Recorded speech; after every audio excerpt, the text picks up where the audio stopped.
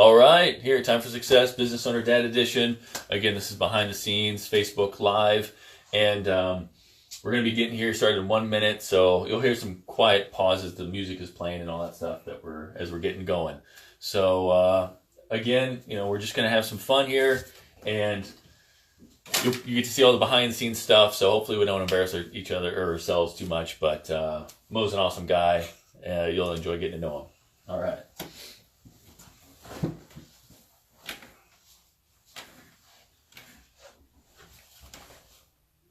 And we're waiting, and we're waiting.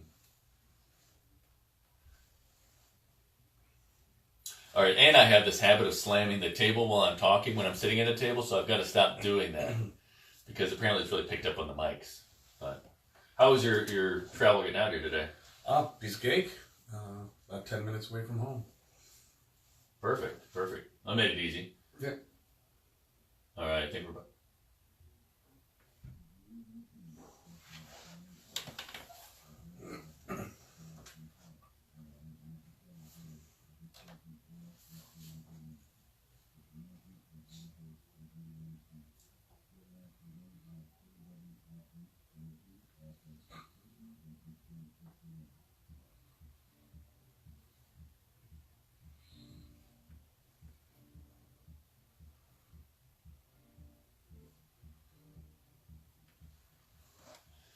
Hello, this is Matt Barbie with Time for Success, Business Owner Dads Edition. And I'm sitting here with Mo Riad. Did I say that correctly? You got it. Yeah, perfect. All right. And I was losing sleep on, man, I hope I don't see his last name. No. But, with the last name Barbie, people always, they put random R's in it. And so, try to be sensitive to that. No, but yeah, we're here with Mo. And Mo, tell me a little bit more about your companies. Thanks for having me on. This is fun. So I am a business owner with two different companies. I own a Mathnasium, math learning center out in Creve Coeur, 270 in Olive area. And I also recently started a business-to-business company called Supporting Strategies St. Louis that we brought from Boston to St. Louis. And then we run that out of Clayton. That's excellent. So you actually have two businesses that you run, plus you're a family man, right? Yes. Can you tell me a little bit more about your family? So I have two kids. I have an 8th grader, and then I have a 12th grader going away to college. Oh, wow. It's providing for some interesting talks at night about where she wants to go and why. Yeah. We can share more about that later. It's a trying time. Yeah. I am engaged to a woman now, so we're probably going to get married. Congratulations. We've known each other for years. Yep, this is my second. Another interesting point is that my ex-wife and I live across the street from each other. Oh, really? Yeah. So you maintain a good relationship, or is it one of those, you egg each other every once in a while? No, she texts me the first thing. At 7 o'clock I got a text from her, and the last text was from her at around 10 o'clock last night. So we maintain good communication, and I think that'll play into some of this dialogue that we have here today. You'll definitely have to share that because, 52% of marriages or something like that, I think that's a statistic in divorce. So, you're not alone there, and juggling all these things is so important. So, yeah, we definitely want to hear more about that. So, in terms of that whole concept of juggling and all the plates and balls in the air and all that stuff. So, You've got two business, obviously. One of them you started a little bit more recently, but tell me a little bit more about that struggle. Is the struggle real? It's absolutely real. But you know what? What's interesting is I grew up on the East Coast. Yeah. And I left the East Coast in my mid-20s, and came out to St. Louis for college and stayed. The proverbial got married, had children, and stayed. Yeah. But I really see the struggle more on the East Coast than I did here. I think the culture and the environment is a lot more accepting of wanting to balance your life here in St. Louis as opposed to somewhere else. Mm-hmm. So if I was going to be an entrepreneur and I was going to do 2 or 3 or 4 businesses, having a city like St. Louis and the culture behind that, I think is really important for success. I don't know if I could have done it in New York City or Washington, D.C. because the expectations would have been different from my own goals and expectations. So I think St. Louis was really welcoming to this idea of balance that you've been talking about for a while. So I guess what does that look like out there on the East Coast versus here? What are people calling it midnight? Like, what is it?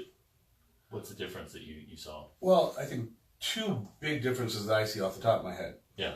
One is pure distance. So when you consider I have to leave one of my businesses to run over and watch my son play football against his rival school. Yeah. That takes me 10 to 15 minutes to run over to that football field, catch part of the game, take a couple pictures with him after the game, and then be back at work. Frankly, that's not possible in, excuse me, in most cities in the East Coast. Because the travel time, we're talking about 45 minutes to an hour. So you no longer can do that. I see that with my brother's lifestyle, and he has a young daughter, very similar age as my son.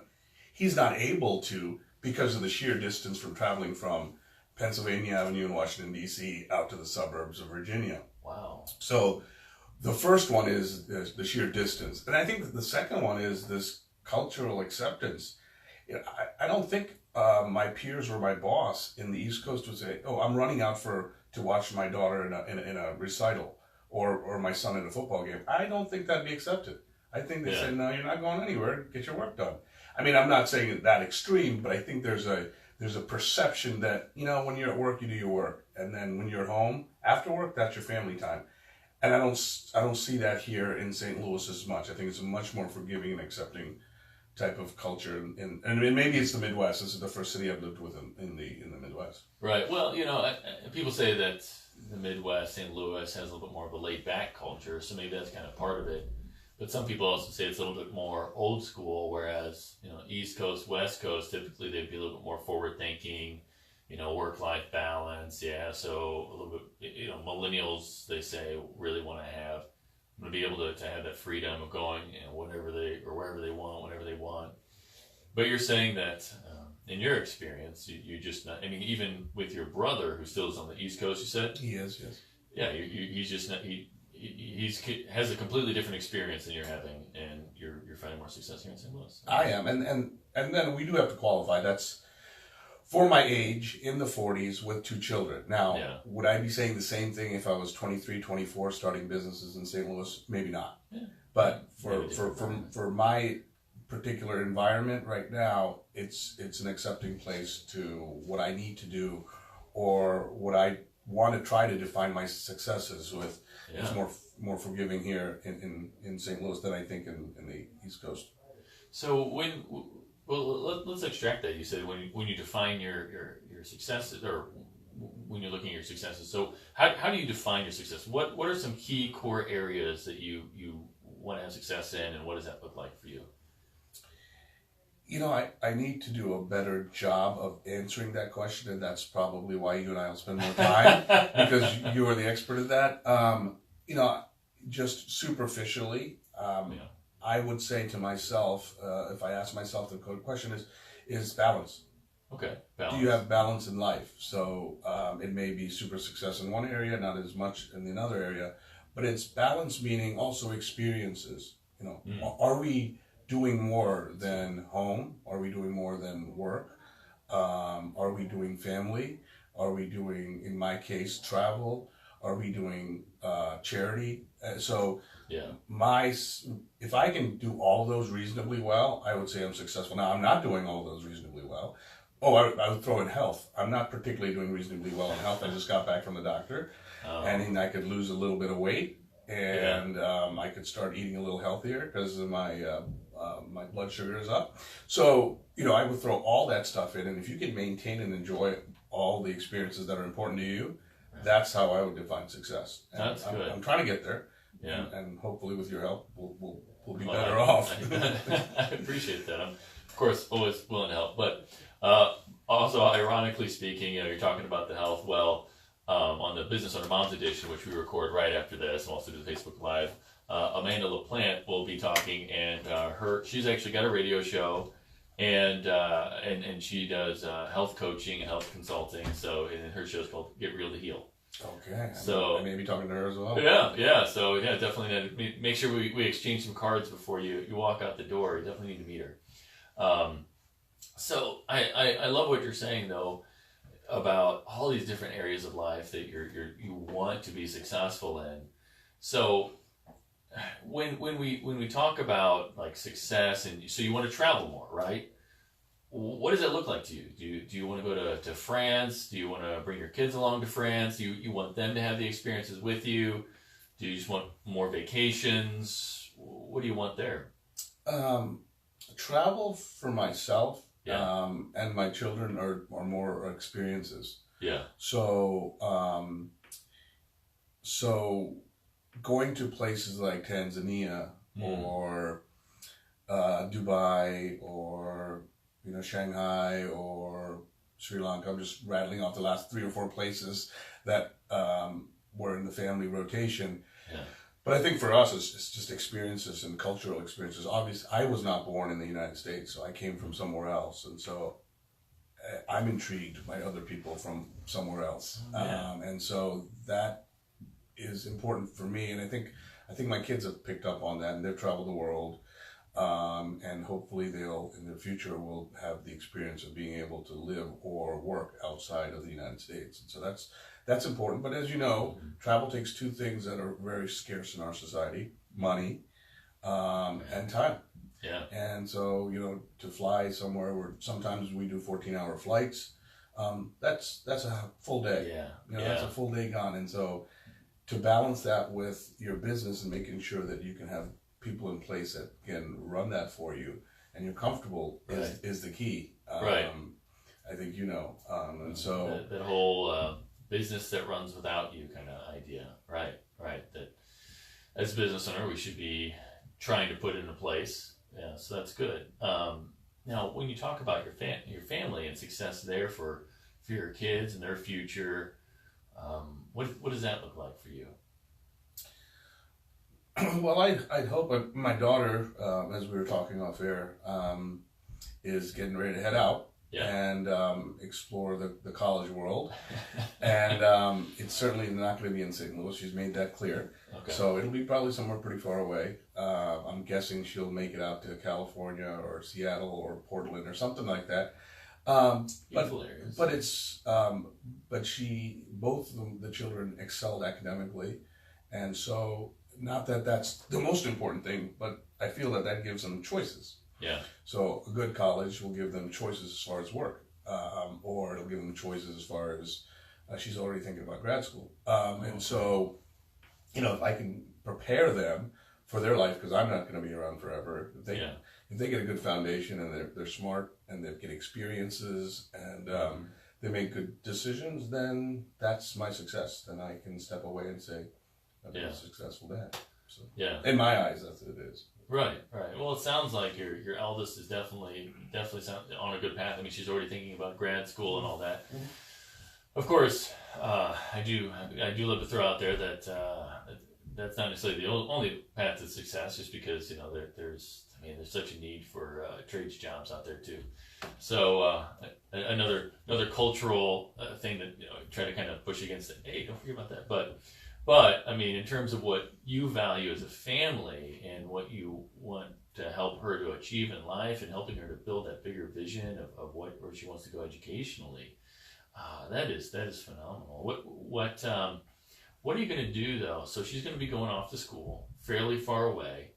You've got 2 businesses and a younger daughter. You're getting married, so your wife's going to want some time. Are you planning ahead for her in this college experience in terms of how you're going to regularly just at least communicate and stay in contact? I mean, you're going to try to go out there and visit her every so often, or what does that look like for you? Yeah, I think that's going to be a challenge, and honestly, it'll be interesting because I haven't gone through that experience. But I think this day and age, with the communications that we have versus when I was in school 25, 30 years ago, right. There's a lot quicker ways to get in touch with her, see what's going on. There's a lot of instantaneous, here's a picture of my school project kind of thing. So I'm hoping, I'm not a huge user of social media, personally, but I'm hoping that I will develop, that her and I will develop kind of this instantaneous use of, whether it's Instagram, Facebook, or Twitter. Let's share information real time, and of course phone calls. But Yeah, frankly, it's going to be difficult to, fly 2 or 3 hours out.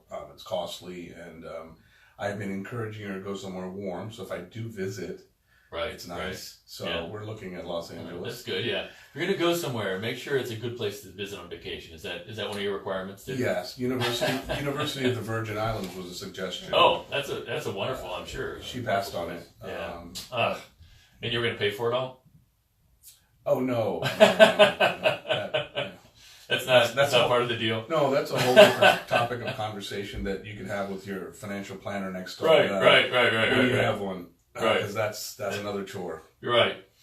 Yeah. Well, heck, I mean, who knows what college costs are going to be? I've got a 13-year-old, so I mean, even was it 5 years from now or 4 or 5 years from now? It's kind of a scary thought. It's sticker shock. Yeah. No kidding. So you have the kid going off to college, and you're trying to figure that out. How do you protect that time? How do you make sure you do it? And I think it's interesting. Social media can be a good avenue. Obviously, you're an Apple user, so Apple FaceTime. That's fantastic. So, what about now? You're going to be getting married. When's the wedding? We're not sure. Oh, okay. And it may happen on instant. It may happen on a random weekend. All right. Yeah, we're not doing the traditional. Okay.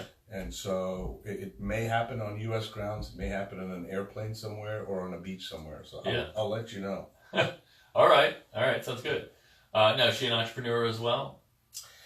She's a teacher. Oh, so wonderful. She has spent a whole career teaching and working with deaf children. So most of her career, and I don't know if she's listening, but it's been remarkable working with deaf children for 15 years, and then on the medical side, helping both children and adults be able to regain hearing through medical prosthesis and stuff. So it's been an interesting career for her.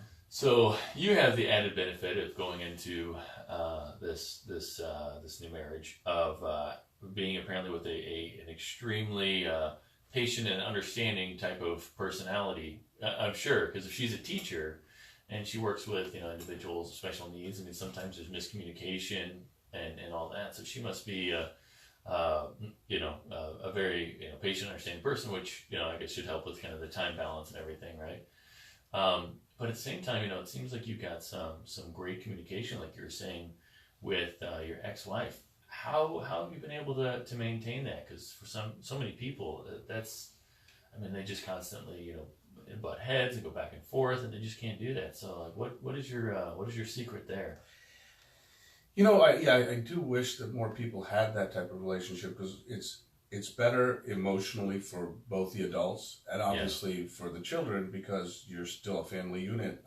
We are highly unusual because we actually have dinners together and breakfast together, like fixed, as part of our routine, even with each other.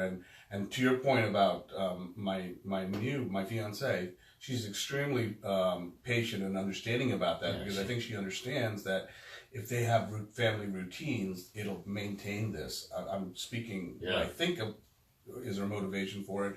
But if you do have routines and you're spending regular time, you can maintain that. It's very easy to break a relationship is you just don't spend time. Right. Whatever the relationship is. Children, your employees, obviously your spouses, your family. You don't maintain regular time contact. You don't maintain those strong bonds. And I think we kind of saw that, and I don't know, she's been great about it. We just kind of stayed status quo after the marriage about maintaining our disciplined times out, and we have dinner Sunday night out. And so it's very. So it's a whole family unit. Yeah, 11 of us go out every Sunday to dinner. That's amazing. And with the grandparents, and that's important because that's really our only time for the cousins to get together, and then for the adults to also share what happens during the week. And so it's been great. And so I'd encourage people to look at that type of relationship if they could. I know it's difficult. Oh yeah. You put your own personal issues aside between the two of you in an effort to maintain things for the kids, because they say that a lot of the the negative aspects that happen to children and the psychological factors to children are, in terms of divorce are actually more so because of the way that mom and dad go back and forth and their relationship is broken. There's a lot of anger and frustration and that's what has more of a damaging effect to a large degree than just the divorce in and of itself. And it sounds like you've found a way to maintain all that. Right, and the previous point is you need an extremely supportive partner to be able to let you maintain that, and Carly does, and so that's really important. So the stars have aligned, so to speak, for me in that aspect of it. Yeah, that's phenomenal. So what other kind of like life or business hacks have you kind of found in terms of being able to just find more time in your day? What do you mean by a hack? So, you haven't seen life hacks? No. Like what was it, lifehacks.com or something like that? No, I haven't. Oh yeah, where it's like those little ways that some people have talked about some of the things like I think last week somebody brought up just having somebody else make your meals, right? So that was kind of an easy thing for them. What has been kind of like the biggest thing that you put in place that's kind of offloaded some of the things that take away your time from your family, from maybe even your employees? Tell us a little bit more about that. I think, and we're in the middle of instituting this in one of the businesses. I think it's so the business is just over 2 years old in the tutoring business. And I think what has happened, what's evolved is as we've given more responsibility to the different people, and I've done this before in another company, it makes me not as important, so that if I want to slip out, I can actually slip out because there's policies and procedures and people's responsibility in place. And that's something we've been trying to do over the last 6 months. We promoted some people, and then we've had some procedures and policies written down, and still a work in process, but I think that's been allowing me to kind of slip out, and the goal is eventually to make myself not important and just be the guy that passes out candy to the kids as opposed to the operating manager, because that's more fun to pass out candy than to actually have to run the business. So we're working towards trying to make myself more less important in the operations, hopefully still important to the kids and the overall customer relationship, but less important in running a business. So that would be a good way to continue to do that so that I can evolve. Well, and I like how you're still trying to maintain relationships with your clients and customers. I mean, that's great, because a lot of business owners, they struggle with that concept. They struggle with the concept of giving over reins to other people because, they feel like people are going to drop the ball. They feel like they lose their relationships. So you're saying, well, hey, let other people do the other things that they're good at, that I hire them for, and I'm just having the fun part. That's what I want. I just want the fun part. I feel so strongly in that we bought another franchise that exactly does that. It outsources a function of a small or medium-sized business so that the business owner can spend time, whether it's health, whether it's family, whether it's personal endeavors. Yeah. But outsource what you're not good at and free up that time for you to do other things and do the key drivers of the business, whether it's relationship management, sales, whatever it is. Right. And so, my second business is exactly that. It is, get rid of what you don't do well. So I'm a huge proponent of that in practice and in real life. Yeah. Well, so tell me a little bit more about that real quick. Obviously, we've got, I think, 3 minutes left for the show, but actually, I see both of your businesses as a great resource, because, as a parent who wants the best for their kids, sometimes it's hard to find the time to be that tutor or that mentor, especially if they're not as strong in math. So do you see a lot of people who, maybe business owners that they've got kids and they're able to spend more of their time, rather than doing math, they're able to spend more of their time with doing the fun stuff? Yeah, exactly. I think we do two functions. One is, yes, we do outsource that time that they would spend with their kids. They outsource it to us and my staff, and we take care of the kids. The other thing, Matt, is really interesting in this generation, and I'm a perfect example because both my kids also exhibit this, is kids don't listen to their parents. Yeah. Like the previous generation do. So they no longer want to use their parents as a resource. So we become, again, the place to go for parents who, they may be engineers, but the kids won't be listening to them. Right. Oh, that's fantastic. Because that makes things happen so much faster as well and less stressfully, and you can focus more on building the relationship and getting rid of that stress factor.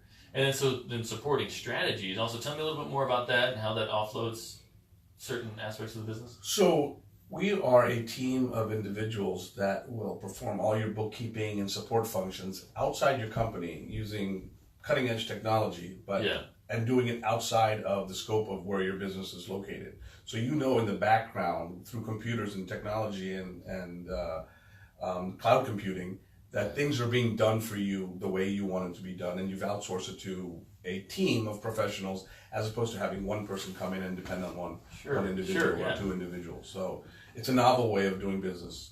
And we're really happy to bring it to St. Louis. Oh yeah, a little bit more peace of mind in terms of all your numerical functions in your business, because so many people get caught up, their books get behind and all that. So so where can we find more information on supporting strategies in Mathnasium?